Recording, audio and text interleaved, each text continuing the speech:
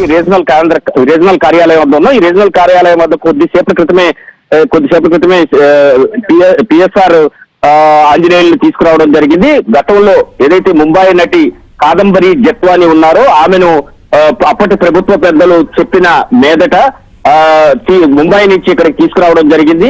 ఆ సమయంలో ఆమెను VTPS కు సంబంధించినటువంటి గెస్ట్ హౌస్ లో ఉంచి తర్వాత వేధింపులకు గురి చేశారు. వాళ్ళ కుటుంబ సభ్యులపైన కూడా కేసులు పెట్టి ఇబ్బందులకు గురి చేశారు. ఒక పారిశ్రామికవేత్తపై ఉన్న కేసును విత్డ్రా చేసుకోవడానికి ఇదంతా చేశారని ఆమె ఆరోపించారు. తర్వాత వచ్చి న్యాయం చేయాలని కూటమి సర్కార్ అధికారంలోకి వచ్చాక కోరడం జరిగింది. ఆ సమయంలో ఈ మొత్తం వ్యవహారాన్ని కూడా అధ్యయనం చేసిన కూటమి సర్కారు అప్పట్లో సిఐడి కేసు నమోదు చేసిన తర్వాత సిఐడికి అప్పగించింది. సిఐడి కేసు నమోదు చేసి ఎవరైతే అధికారులు అందులో ఇన్వాల్వ్ అయి ఉన్నారో అటు పిఎస్ఆర్ ఆంజనేయులు కావచ్చు, అదేవిధంగా విశాల్ గున్ని కావచ్చు, కాంతిరాణ టాటా కావచ్చు, వీరు ముగ్గురిని సస్పెండ్ చేస్తూ ఉత్తర్వులు ఇచ్చారు. మిగతా ఇద్దరు అంటే పిఎస్ఆర్ ఎవరైతే విశాల్ గున్ని అదేవిధంగా టాటా ఇద్దరు కూడా కోర్టుకు వెళ్లి బెయిల్ తెచ్చుకున్నారు. పిఎస్ఆర్ ఆంజనేయులు మాత్రం బెయిల్ కూడా అప్లై చేసుకోలేదు. దీంతో ఈ కేసులో కీలక పరిణామంగా ఇది మనం భావించాల్సి ఉంటుంది. అదే సమయంలో ఎవరైతే మాజీ ఎంపీ రఘురామకృష్ణరాజు ఉన్నారో ఆయనకు సంబంధించి కస్టోడియల్ టార్చర్ కేసుకు సంబంధించి కూడా ప్రధానంగా కస్టోడియల్ టార్చర్ కి సంబంధించి కూడా ఈయనపైన అభియోగాలు ఉన్నాయి. కాబట్టి ఈ రెండు కేసులు కూడా ప్రస్తుతానికైతే జత్వానీ కేసులోనే పిఎస్ఆర్ ఆంజనేయులను అరెస్ట్ చేసినట్టుగా మనకు స్పష్టంగా తెలుస్తోంది. అదే సమయంలో ఈ కేసులో అప్పట్లో ఫోన్ ట్యాపింగ్ చేసి ప్రతిపక్ష నేతలను వేధించడంలో కూడా కీలక పాత్ర పోషించారన్న ఆరోపణలు విమర్శలు కూడా పిఎస్ఆర్ మీద ఉన్నాయి.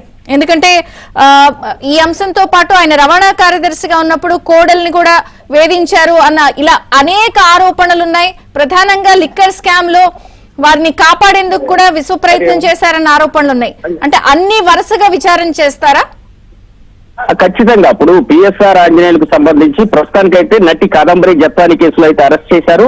ఆయన కోర్టులో ప్రొడ్యూస్ చేసి రిమాండ్ తీసుకున్న తర్వాత కోర్టు ద్వారా ఆయన అదుపులోకి తీసుకున్న కోర్టు ద్వారా అనుమతి పొందిన తర్వాత వరుసగా అవసరమైతే PT వారెంట్లు తర్వాత ఒక్కొక్క కేసుకు సంబంధించిన వారెంట్లు వేస్తారు. వేసి అన్ని కేసుల్లో కూడా విచారించే అవకాశం ఉంది. ఇదే కాదు, ప్రభుత్వ ఉద్యోగుల సంఘం ఏదైతే ఉందో ప్రభుత్వ ఉద్యోగుల సంఘ అధ్యక్షుడైనటువంటి సూర్యనారాయణ విషయంలో కూడా పిఎస్ఆర్ చాలా దారుణంగా వ్యవహరించారని ఆయన పదే చెబుతూ వచ్చారు.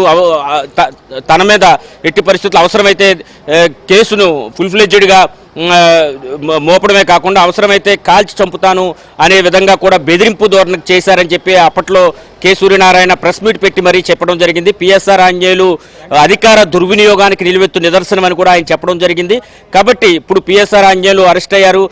దీనికి సంబంధించి గుంటూరు సిఐడిలో తాను కేసు కూడా నమోదు చేయించాను అని చెప్పి కూడా కొద్దిసేపటి క్రితం సూర్యనారాయణ కూడా చెప్పడం జరిగింది. కాబట్టి పిఎస్ఆర్ ఈ ఒక్క కేసులోనే కాదు, అటు మీరు చెప్పినట్టు గతంలో అనేక కేసుల్లో ముఖ్యంగా ఫోన్ ట్యాపింగ్ వ్యవహారంలో వైసీపీ అధికారులు ఉన్నప్పుడు ప్రతిపక్ష నాయకులకు ఫోన్ ట్యాపులు, న్యాయమూర్తులకు సంబంధించిన ఫోన్లు ట్యాప్ చేశారనే ఆరోపణలు కూడా వచ్చాయి. ఇటువంటి కీలకమైనటువంటి చాలా విస్తృతమైనటువంటి ఆరోపణలు ఆయన మీద ఉన్నాయి, తీవ్రమైన ఆరోపణలు ఆయన మీద ఉన్నాయి. వీటన్నిటికీ సంబంధించి కూడా విచారణ అయితే చేసే అవకాశం ఉంది. ప్రస్తుతం అయితే మాత్రం ఆయన ఇక్కడ రీజనల్ ఆఫీస్కు చేరుకున్న నేపథ్యంలో ఇక్కడ కొద్దిసేపటి క్రితమే రీజనల్ ఆఫీస్కి వచ్చేటప్పుడు ఆ విజువల్స్ కూడా మనం చూడొచ్చు. ఆ విజువల్స్లో ఆయనను రాగానే కారు నుంచి దించి తీసుకువెళ్ళి లిఫ్ట్లో పైకి తీసుకెళ్ళడం జరిగింది.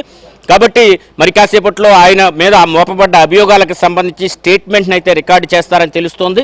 తర్వాత ఆయన ఇక్కడి నుంచి తీసుకుని వెళ్ళి ప్రభుత్వ ఆసుపత్రుల్లో వైద్య పరీక్షల నిమిత్తం తీసుకువెళ్తారు. అక్కడి నుంచి న్యాయమూర్తి ముందు ప్రొడ్యూస్ చేసే అవకాశం ఉంది. ఈ మొత్తం ప్రక్రియ జరగడానికి అర్ధరాత్రి లేదా రేపు తెల్లవారుజాము కూడా పట్టొచ్చు అని కూడా మనకు అంతున్న సమాచారం బట్టి తెలుస్తుంది. ఎందుకంటే అరెస్ట్ చేసిన తర్వాత 24 గంటల వరకు కూడా కోర్టు ముందు ప్రొడ్యూస్ చేయడానికి సమయం ఉంటుంది. కాబట్టి ఈ మధ్య సమయంలోనే పూర్తి వివరాలు ఆయన నుంచి సేకరించేందుకు ప్రయత్నిస్తున్నట్టుగా తెలుస్తుంది. దీంతో పాటు విశాల్ గున్ని ఎవరైతే అప్పట్లో అడిషనల్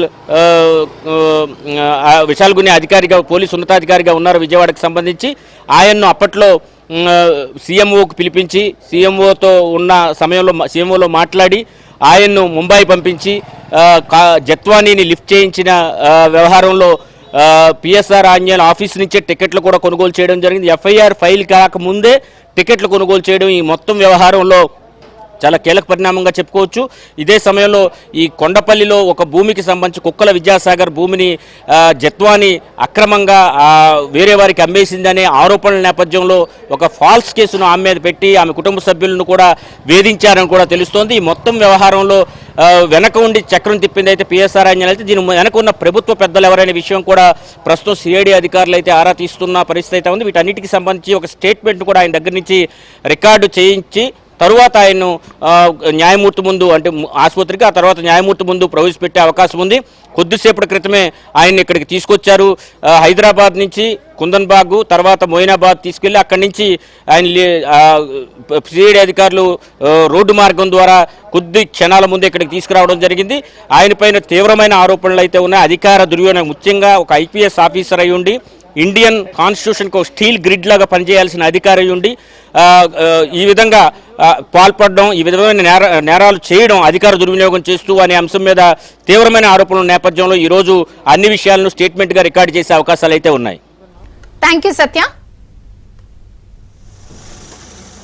అన్న ముందుకెళ్ళకండి ప్లీజ్.